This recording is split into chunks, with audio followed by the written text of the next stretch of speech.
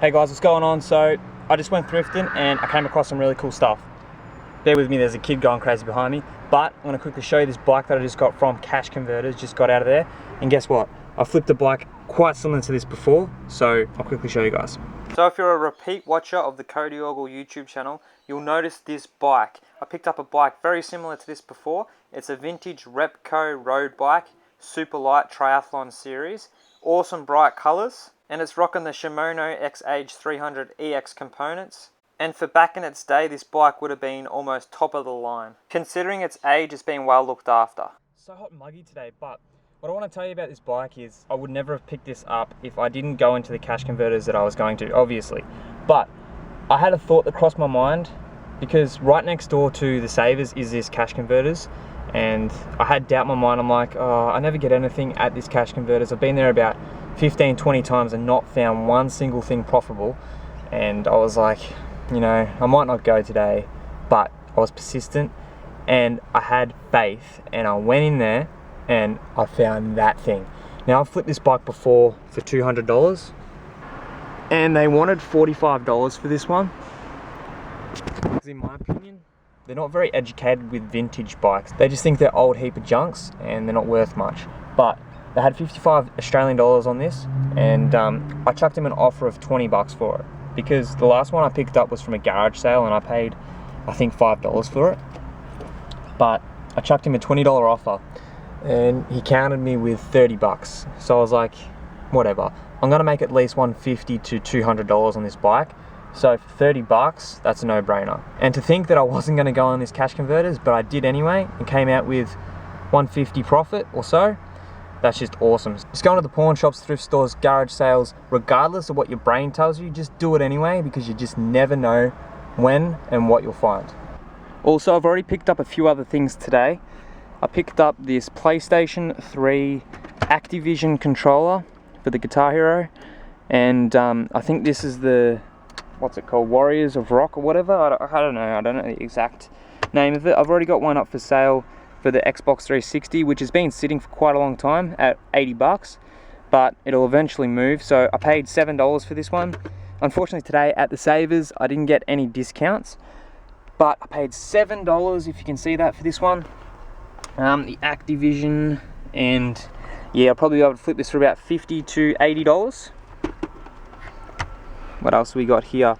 Now this was pretty cool. The price I wanted for this was super steep, but I invested it anyway. So here is a purple labeled Ralph Lauren. This is a jackpot item right here, and they had $25 on it. Now it is authentic and all that. It's got the RN number, and it is made in Italy, size 17.5. But there's the tag, purple labeled Ralph Lauren.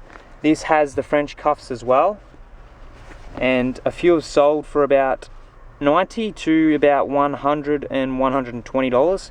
So for 25 bucks to about 90 at a minimum, that's a pretty good investment right there. And then the other item I picked up from this Savers was this pull and shark, I guess you could call it polo long sleeve, but it's more of a jacket because it's a bit thicker, a jumper, sorry. And it's rocking the corduroy on the collar and down by the buttons there. They had $14 on this one. Make sure on the tag it says made in Italy. Some of the counterfeit stuff says made in China or Hong Kong, but all the original and authentic Paul and Shark stuff is made in Italy. So Paul and Shark yachting, size medium. Now I think this is wool. Yep, 100% wool. There's the logo. Awesome brand right here. This one fetched me about $40 to $80. I'll probably shoot in the middle somewhere at about 65 to 70. So really cool item right there. Oh yeah, then also at the Vinnies, I hit up this awesome Burberry's vintage 100% wool made in England cardigan. They had $6 on this one. The cashmere stuff goes for like 100 bucks plus. It's got the awesome tweed style buttons. But this one is about, I'd say, 45 to 60. Probably shoot for about 50 bucks for this one. Awesome score there too. Also over here by the guitar is a few things that I picked up yesterday that I haven't got to listing, but we'll do that later.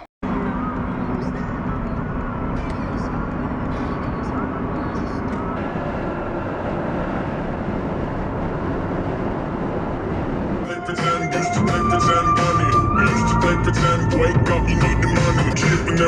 way far away. By the space, but now they're laughing out the face, saying, wake up, you need to make money.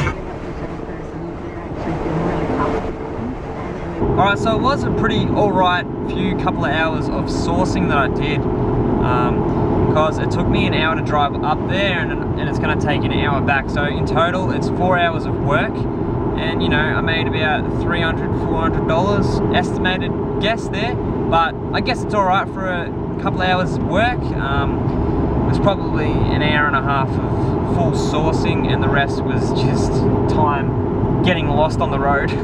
But on our way home now, I thought I'd just quickly shoot this video just to show you guys the stuff that I got as I showed you. But I hope you guys do enjoy these videos. So thanks again, and see you in the next one. Bye.